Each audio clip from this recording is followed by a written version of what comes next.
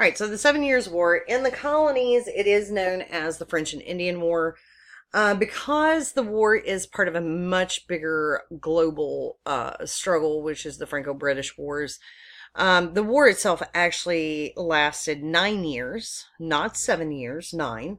And it ran from 1754 until about 1763. It was one of four intercolonial European imperial wars, and the English pivoting to keep balance of power. So while those side players shifted, like we talked about in the last video with Spain, France, and England, remember that the England and Spain, or I'm sorry, England and France are always pitted against one another. Um, so we look, it's part of King William's War, the War of the Spanish Succession, Queen Anne's War of 1701 to 1713. We see the English and the French really pitted against one another. The War of Australian Secession, which was King George's War between 1744 and 1748. Again, the English and the French pitted against one another. And then we see it come up again in the Seven Years' War, where they are fighting one another. In the colonies, the war began as part of French and English colonists started expanding beyond their borders. So if we go back and we look at this war or this map, your big black line here, that's where we're talking about, that they're really starting to have skirmishes. And up until 1753, British territories primarily stopped at the Appalachian Mountains. And one of those major disputed regions was the Ohio River Valley. And it's very important because of waterways. It's also very important because of the trade with the Indians. The war looks very bleak at first for the British. George Washington had quite a role in this. His brothers were owners in the Virginia Company. He's 21 years old at this time. And he was sent to the region in 1753. And they had heard rumors that the French were raiding English colonies. So Lieutenant Governor Robert Dinwiddie, Dinwiddie was born in Scotland. He was a British colonial administrator. He was Lieutenant Governor of Virginia. I should also add that Dinwiddie held a share. He was a shareholder in the Virginia Company. So he has very much personal motivations, as well as political motivations to make sure that the French are staying out of their territories. So the Virginia Company was specifically designed to help encourage settlement and development of the vast Ohio Valley. So lots of personal motivation to get this land toward English settlers. So Washington was sent to deliver an ultimatum to the French around modern day Pittsburgh. His main reason for leaving that Dinwiddie sent him there for was to halt harassment of English traders. And Dinwiddie gave him this letter of ultimatum to send to the French, and he was received by Captain Jacques Lagarde de Saint Pierre at Fort Le Boeuf. And I apologize to you who speak French. I do not speak French, so I possibly mangled that, but we're going to roll with it. So he was received by this captain, and the reply was that the French king's claim to the region was incontestable. Washington wrote a very detailed account of his journey to the Ohio Valley, and the account was received so well that Dinwiddie had his journal published in Williamsburg and London.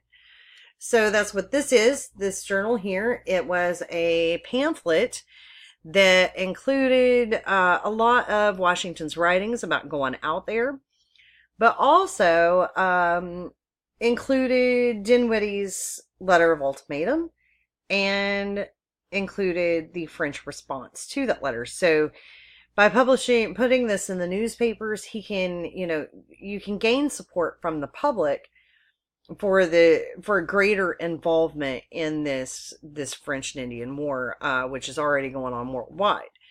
So, in response to the French, Dinwiddie ordered Lieutenant Colonel Washington and approximately 160 Virginia militia to return to the Ohio Valley region and, quote, act on the defense, unquote.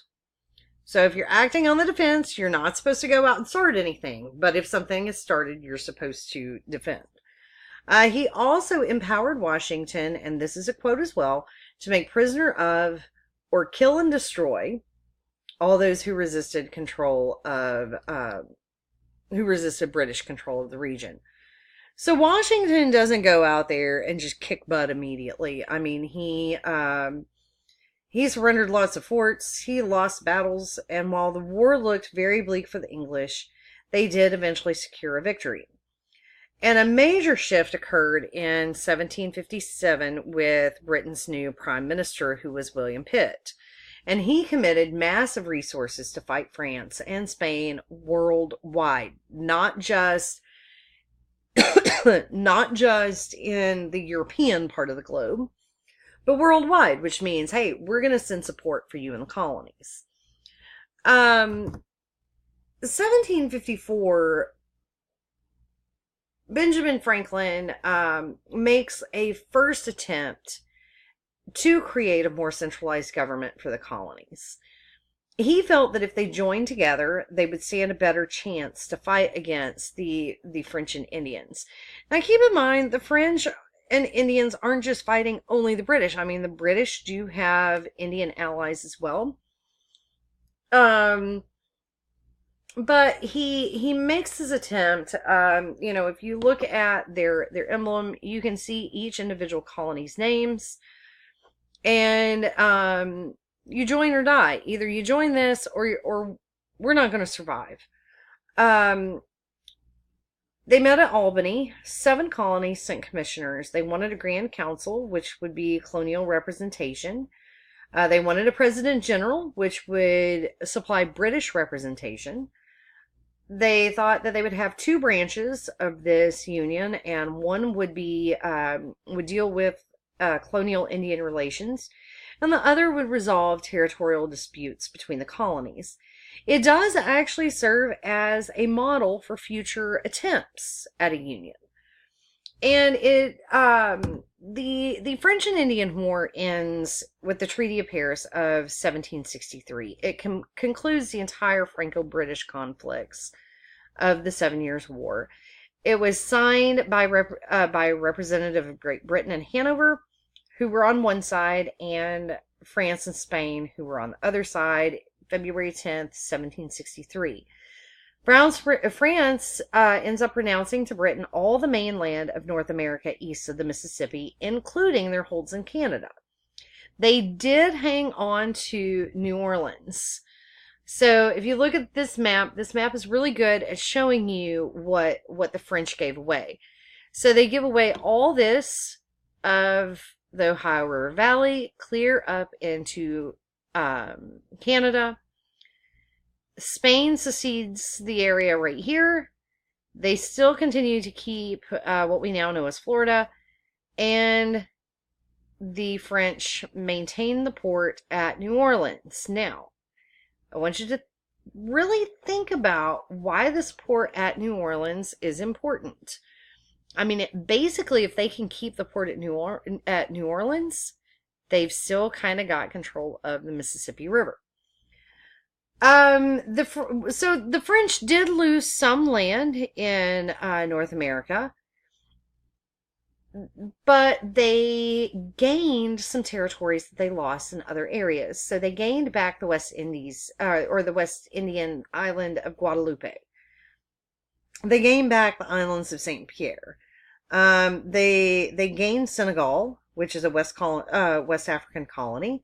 So basically, what we see is they just re-split up the world again. And once the French leave, the natives lose a lot of power because they can no longer pit the French and English against one another. So the natives had been able to keep some of that power because it was like, okay, fine, you don't want to trade with us? We'll go to the French. We'll trade with the French. If the French didn't want to trade, fine, we'll go to the English and trade. So they did have some power by pitting them against one another, but once the French leave, that really puts the natives in a bad spot, to where they really don't have any stronghold anymore. So, what are some of the outcomes here? The British perspective, the British Army gets credit for this victory. They really criticize the colonies. From the colonists' perspective, their soldiers really did turn out in force, and they were regulated to grunt work. They received unexpected harsh discipline. About a third of Massachusetts men between the ages of 15 and 30 had seen war. They had tremendous debt. England's national debt absolutely doubled because of this. So land and population growth caused a clash between the colonies. We see, between the French and the English, it was part of a much larger picture of what we would now call imperialism. The French and Indian War was part of a much broader imperialistic power-hungry time period, which leads to problems in the colonies in the Americas. And liberty really at this point has become intertwined with this notion of property ownership. I just realized I have intertwined spilled wrong on your PowerPoint, but we're just gonna roll with it. So there is, but the biggest problem that comes out of this is that even though the English are fighting the French in a larger global context, the colonists are denounced for allowing this to happen on English or on American soil.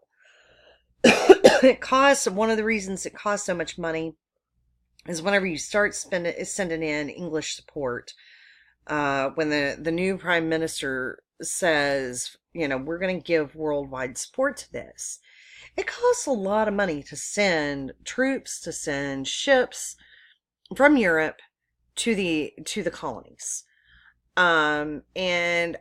It's one of those things of, if they could have stayed on their own ground, then this whole problem in the Americas wouldn't have come up.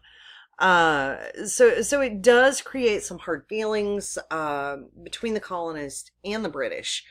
But at the same time, once we see that people are living a lot longer in the United States, or in what will become the United States, once we see that their lifespans are longer, population bursts or population booms, all that does require this need for more land, and especially since those notions of property and liberty have become intertwined. So we will pick up there when we return.